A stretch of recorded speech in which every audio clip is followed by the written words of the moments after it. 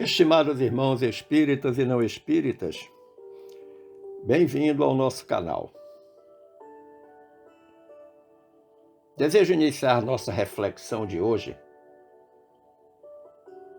com o pensamento do benfeitor Emmanuel, que está no capítulo 89 da obra mediúnica Fonte Viva. Diz-nos Emmanuel: lembremo-nos de que, por vezes, perdemos a casa terrestre a fim de aprendermos o caminho da casa celeste. Há épocas em que as feridas do corpo são chamadas a curar as chagas da alma, e situações em que a paralisia ensina a preciosidade do movimento. Sem dúvida, um pensamento belíssimo esse de Emmanuel, chamando a nossa atenção de que as dificuldades da vida, todas, trazem em si um grande recado da divindade, e que nós precisamos aprender com elas, entender o seu significado. O nosso tema de hoje vem do versículo 13 do capítulo 5 do Evangelho de Mateus, quando Jesus disse aos seus discípulos: vós sois o sal da terra, e se o sal for insípido, com que se há de salgar? Para nada mais presta, senão para ser lançado fora e ser pisado pelos homens. É mais uma parábola de Jesus, e que a gente precisa ir além do texto, da letra fria do texto. Nós precisamos penetrar o espírito do texto. E a primeira pergunta que nos salta é: que significado pode ter essa palavra de Jesus em nossa vida? E aí nós vamos precisar de uma contextualização, indo lá para o Evangelho segundo o Espiritismo, no qual nós observamos que esse texto está posicionado logo após as bem-aventuranças, levando-nos a interpretar que Jesus, após levantar o ânimo dos caídos com as bem-aventuranças, ele se dirige aos discípulos que o acompanhavam para apontar-lhes responsabilidades e conscientizá-los ou incentivá-los à consciência quanto aos compromissos que deveriam assumir como seus colaboradores diretos. E um recado que não se circunscreve aos discípulos, mas alcança todos nós. Mas uma segunda pergunta pode ser feita: por que Jesus disse aos discípulos: vós sois o sal da terra?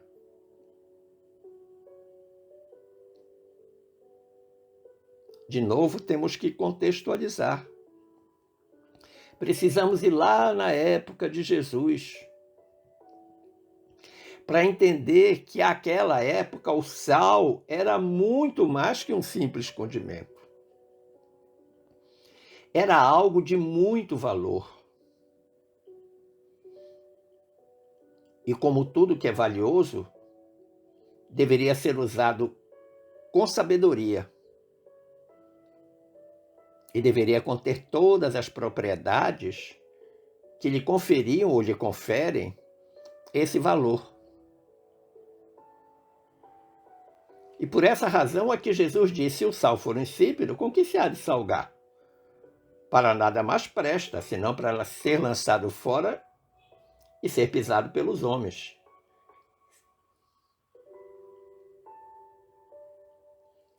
Mas existem alguns simbolismos do sal que nós precisamos recuperar para entender a parábola. O sal, na época de Jesus, ele não era apenas valioso, ele era também valoroso. E foi por essa razão que Jesus usou a metáfora para instruir os discípulos, dando a eles esse aspecto de valioso e valoroso, ao dizer que eles eram sal da terra. O uso do sal vem do período neolítico, há cerca de 10 mil anos. Na antiguidade, os assírios já utilizavam o sal nos cultos religiosos. No tempo do Império Romano, os soldados recebiam parte do seu pagamento em sal, de onde vem a palavra salário. No ritual de batismo da Igreja Católica Romana, se usava grãos de sal nos lábios do recém-nascido,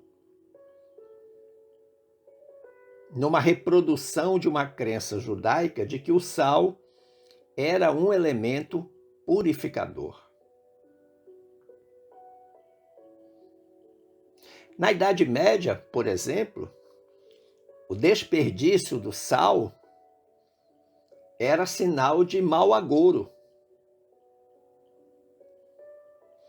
Basta que nós observemos que Leonardo da Vinci, ao pintar o quadro A Última Ceia, ele coloca diante de Judas, na frente de Judas, um saleiro derrubado e o sal caído sobre a mesa.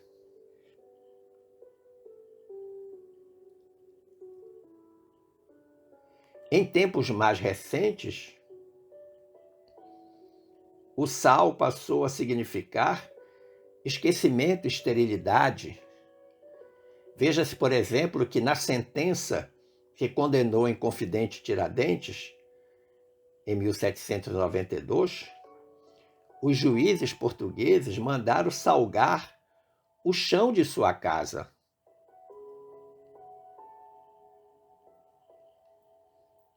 O sal também já foi utilizado como antisséptico na lavagem de feridas.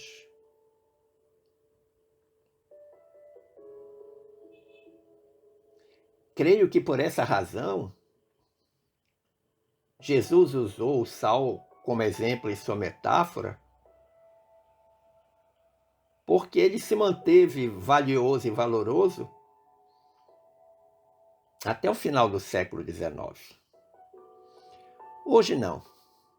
Hoje nós sabemos que uma das coisas mais baratas para se adquirir no supermercado é 1 quilo de sal. Mas naquela época, quando descobriu-se a capacidade do sal de conservar os alimentos, foi algo extraordinário para a humanidade.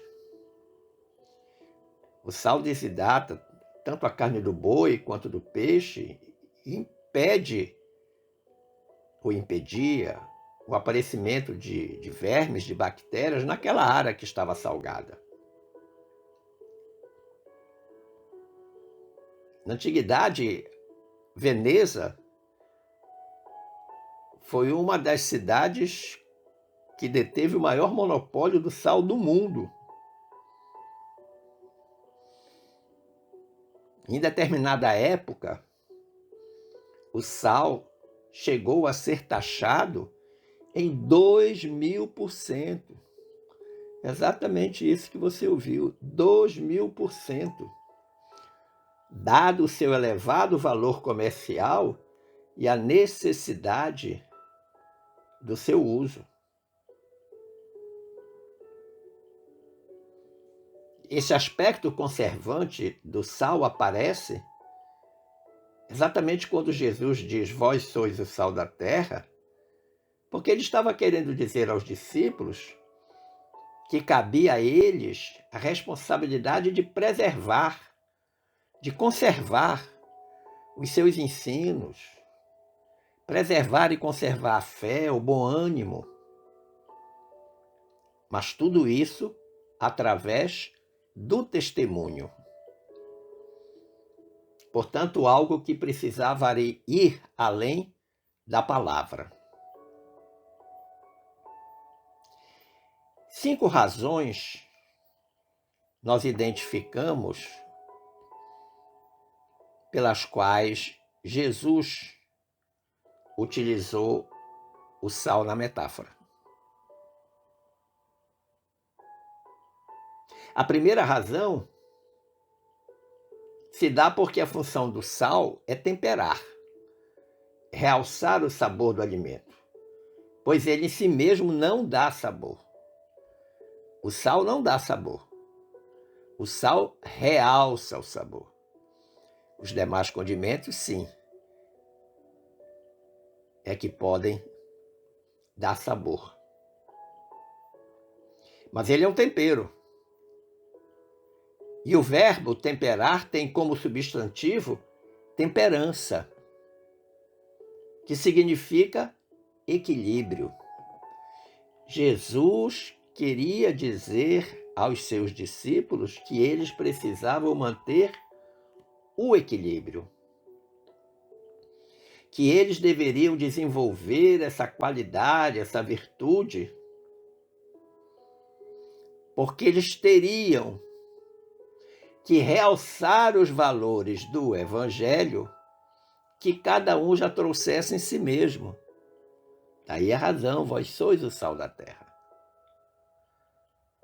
Da mesma forma que eu disse que o sal realça o sabor do alimento, Jesus queria que, na qualidade de sal, os discípulos realçassem os valores do Evangelho que ele já trazia em si mesmo, por ter estado com o Mestre, ter convivido com o Mestre, ter participado das atividades de Jesus, ter aprendido o Evangelho ao vivo e em cores. Nesse caso, a imagem do sal simboliza, por exemplo, o imperativo do equilíbrio das emoções. É importantíssimo para o discípulo de Jesus o equilíbrio das emoções.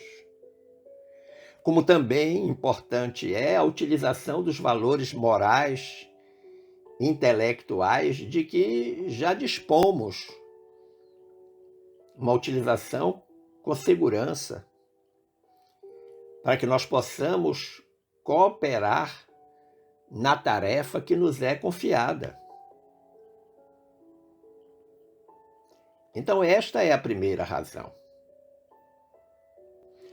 Vejamos a segunda razão pela qual identificamos o porquê de Jesus usar a parábola do sal. A gente percebe que o uso do sal, ele não necessita de uma grande quantidade. Pelo contrário, uma pequena quantidade de sal é o suficiente para que ele cumpra a sua finalidade. Quando se prepara um alimento e se coloca muito sal, fica difícil, quiçá impossível de comer este alimento salgado. Por outro lado, se ele fica insosso, podemos colocar mais uma pitada de sal. Mas o que Jesus queria dizer com isso? Usando a lógica da pequena quantidade, ou da quantidade necessária. Jesus queria que os discípulos compreendessem que eles não precisariam de ações grandiosas, espetaculares, para testemunhar o seu evangelho. Mas que eles poderiam fazer isso nos gestos simples. Eles poderiam evangelizar muito mais do que se usassem uma grande quantidade de palavras e de gestos. O que importava, ou o que importa nesse momento, é a qualidade das coisas e não a quantidade das coisas. Talvez por isso ele tenha dito numa outra passagem, né? Se vós tivesseis fé do tamanho de um grão de mostarda, dirias a esta montanha, move-te daqui, e ela se moveria. Então, Jesus estava usando naquele momento o tamanho da semente de mostarda para mostrar que um pouquinho de fé faz uma grande diferença. Um pouquinho de sal é o suficiente para temperar. Uma terceira razão que nós identificamos está na invisibilidade do sal depois de adicionado ao alimento. Você pode ver o sal quando ele estiver na colher ou na palma da sua mão. Mas depois que você dispersa ele no alimento, você não mais o vê. Pode até senti-lo pelo sabor, mas não vai vê-lo. Depois de acrescentado, ele visualmente desaparece. E é exatamente isto que Jesus estava querendo ensinar aos discípulos na parábola, que é a discrição. Ou seja, o sal cai no alimento, mistura-se a ele, desaparece, mas cumpre o seu papel discretamente. Ele não precisa ficar aparecendo para que nós saibamos que ele está ali no alimento. Da mesma forma, Jesus queria que os discípulos trabalhassem com discrição. O que mais importava, a mensagem, não o mensageiro. É como se ele estivesse dizendo aos discípulos: mostrem o evangelho e não a vocês mesmos.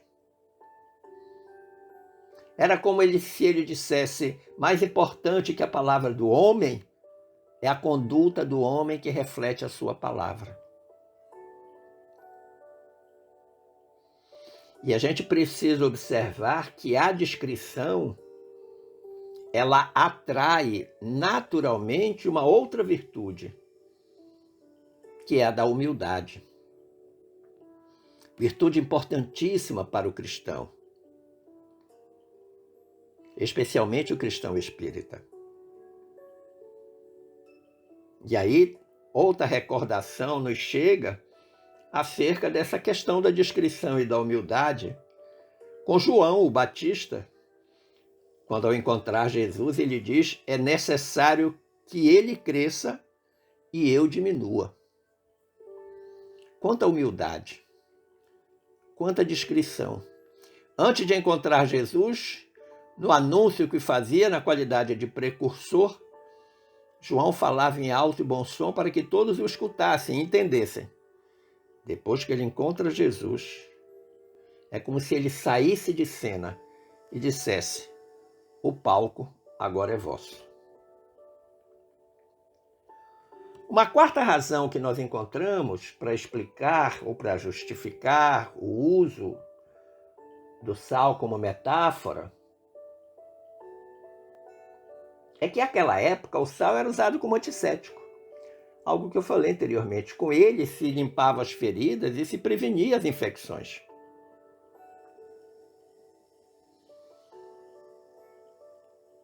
E nesse aspecto, do que Jesus estava querendo dizer aos discípulos? Por que chamava-os de sal da terra?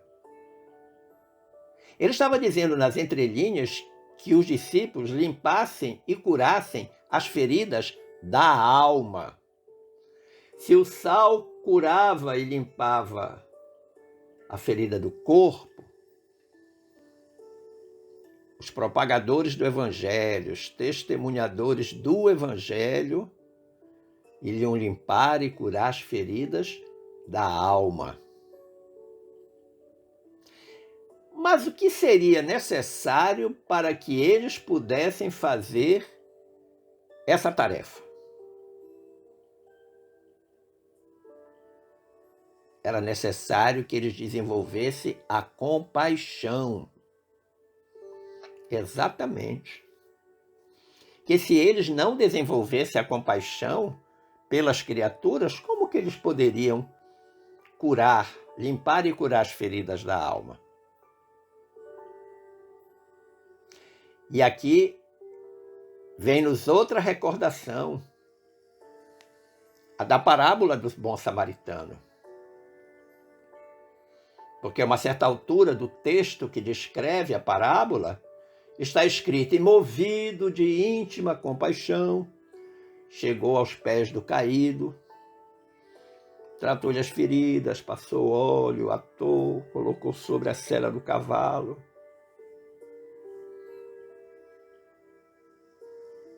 Da mesma forma que a descrição atrai a humildade, a compaixão atrai naturalmente o amor.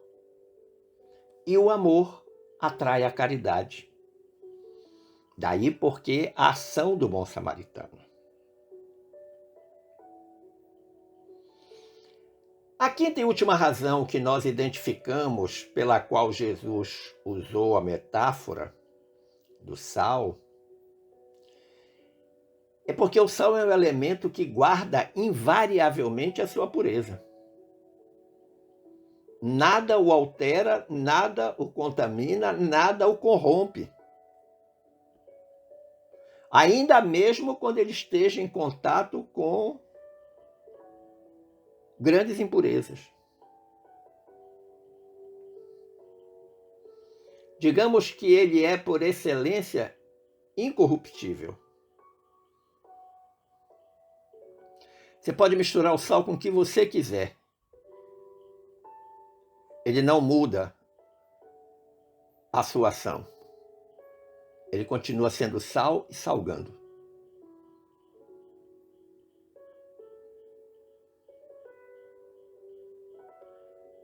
Jesus dizia, ou queria dizer aos seus discípulos, e está dizendo para nós, como deve ser o cristão, em termos de manter essa pureza. Ser bom no meio dos maus. Ser justo no meio das iniquidades. Ser probo e honrado no meio dos desonestos. Ser prudente no meio dos insensatos. Ser humilde no meio dos orgulhosos. Ser altruísta no meio dos egoístas. Ser sincero no meio dos hipócritas. Fiel no meio dos infiéis. Ser resignado no meio dos revoltados. Ser pacífico no meio dos belicosos. Ou seja, o cristão precisa ser virtuoso no meio de todos os vícios e de todas as paixões. Aí ele estará mantendo a sua pureza cristã, sua pureza doutrinária, assimilada do Evangelho de Jesus. Pouco importa o que esteja acontecendo, nós não podemos nos corromper, nós não podemos nos alterar, nos deixar contaminar pelas impurezas do mundo. Mas depois de dizer, vós sois o sal da terra, Jesus disse ainda, ora, e se o sal for insípido, com que se há de salgar? Ele fez uma pergunta. O que é ser insípido? É não ter sabor de sal. E aí ele diz o que vai acontecer se o sal for insípido. Para nada mais presta, senão para se lançar fora e ser pisado pelos homens. Desprezado, destruído. Não serve para nada.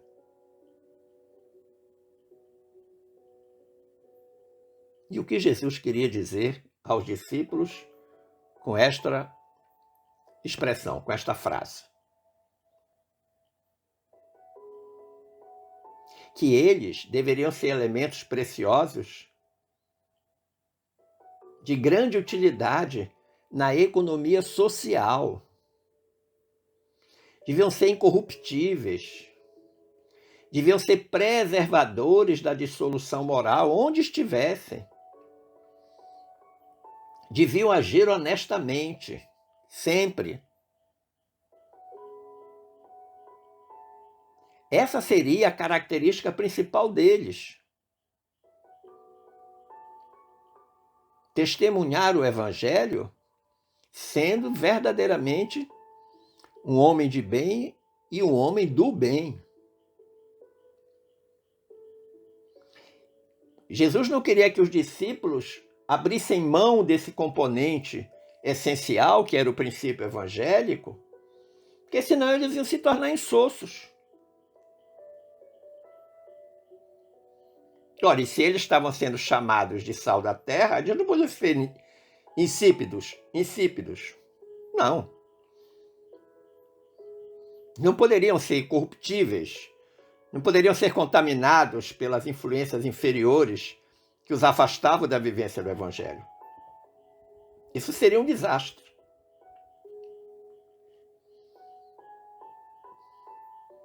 Na condição de condimento, o sal deve ser utilizado de maneira adequada, de modo balanceado, para que a alimentação não fique nem insípida nem salgada. Então a palavra de ordem é equilíbrio, ponderação. O espírita cristão, na condição de sal, deve agir junto às pessoas com necessidades ou sofrimentos de forma comedida, discreta, equilibrada, temperante.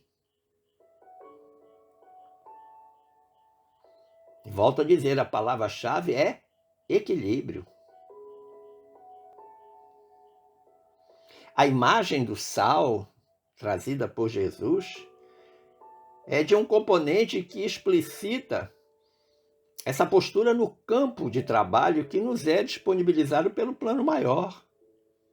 Sim, todos nós recebemos do plano maior uma tarefa.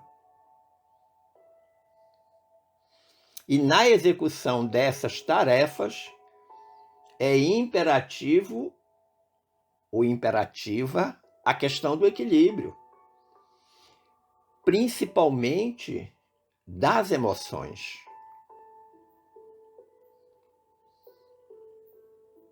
Como de resto, da utilização correta e precisa dos valores morais e intelectuais que já assimilamos.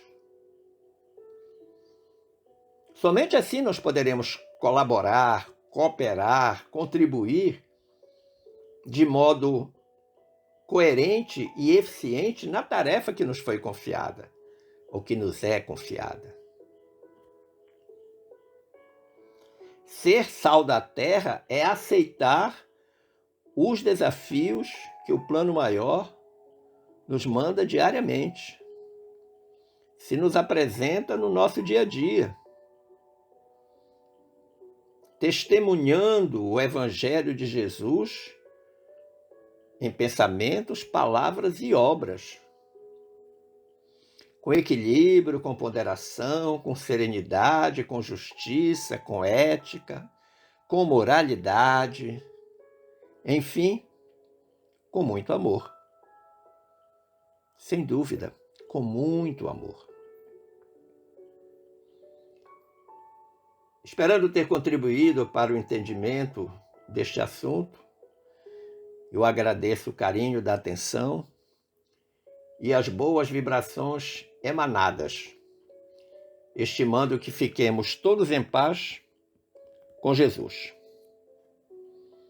Um forte abraço.